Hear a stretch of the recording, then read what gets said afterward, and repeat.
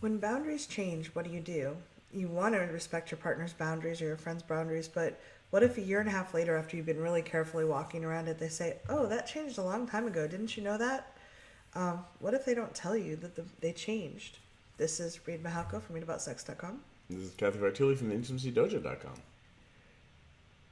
So they're reporting that they have a boundary. Can you give me an example? Create an example. Pull an example out of your butt.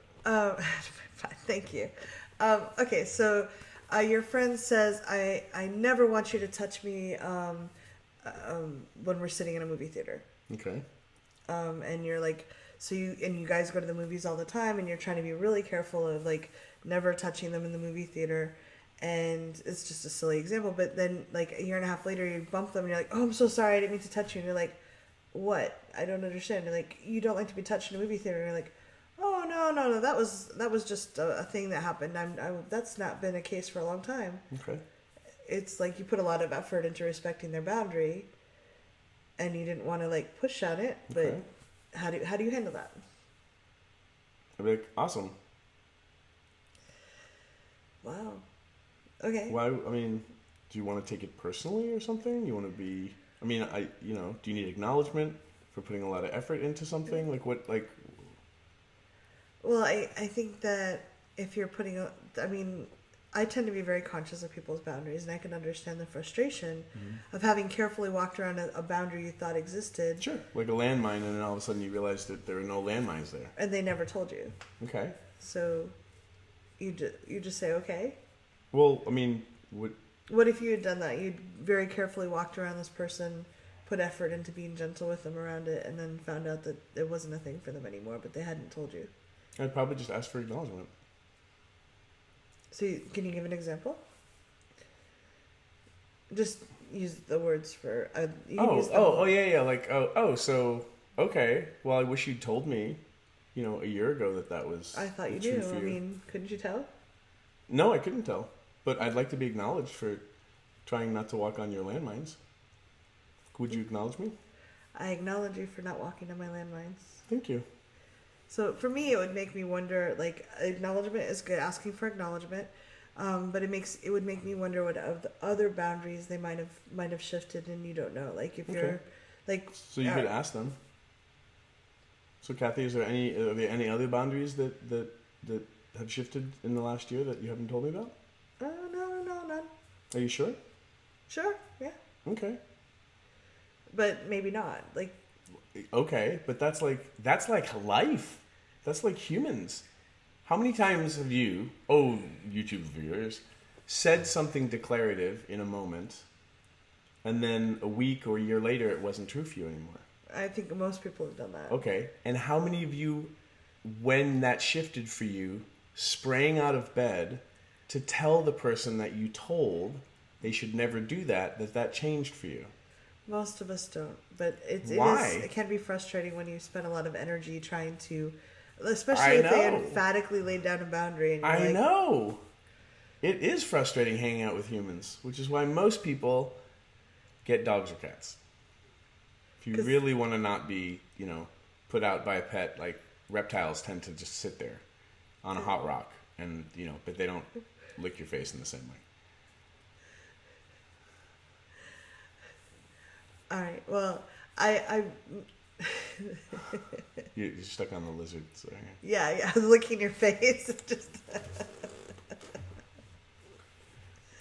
I find it frustrating. I've had a couple friends do that to me, and I found it very frustrating. So, how did you handle the frustration? I wondered about their boundaries, but I tried to be very consent oriented. So if they've stated a boundary, it's just kind of, there's some sadness because I might have not done something that I really enjoy, and they're like, "Oh no, that changed a long time ago." Mm-hmm. And you're like, and when you've done that to people, how did you handle it? Because you said you didn't spring out of bed and then call up everybody that you said that was a boundary for. One, I may not have noticed if I'd done that with somebody, but I tend to be pretty communicative overall and look for ways to connect. So I tried, if boundary is no longer there, I think over time I would tell them. I don't spring out of bed, but... Okay. So So over time, you would tell them, but then they waited for 6 months before you told them. It's possible. So how do you handle that? I guess it just is, but it's very frustrating. How do you handle frustration? Now we're getting to the questions. Yeah, there are lots of different ways to handle frustrations. Burying the person in the backyard, not a good choice. They not put alive. Police. Yeah.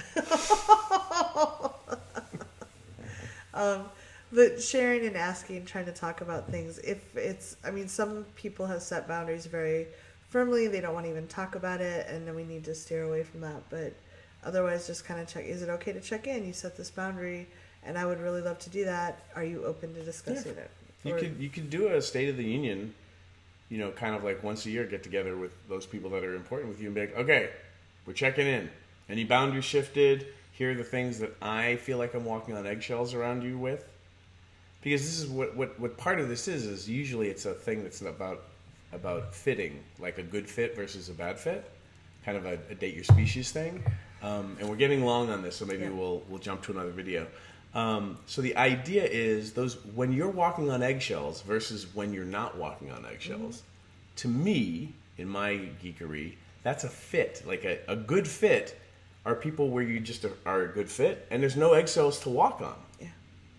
And then when there's landmines, then it's usually that's more of less of a good fit neighborhood, mm-hmm. because then there's things like people have triggers. Or like I'm, not me personally, but like I have a fear of dogs or something like that, mm-hmm. right? Like something really bad happened to me when I was a kid. You have a dog. Now, we have to do the extra work for you to make sure your dog is downstairs in its pen. When I come over, like there's extra effort. Mm-hmm. That's not what I'm talking about. I'm talking about like things where it's just a bad fit and everyone's kind of, you're touchy-feely and the other person's not. Movie, theater analogy, that kind of a thing. Yeah. Well, we'd love to know what you think. Leave comments below. We'll do another video. Thanks for watching. If you'd like to subscribe to my social media, it's right there. And please subscribe to this channel there. If you'd like to see more goofy Reid and Cathy, there's more videos there. See them. Why are they there?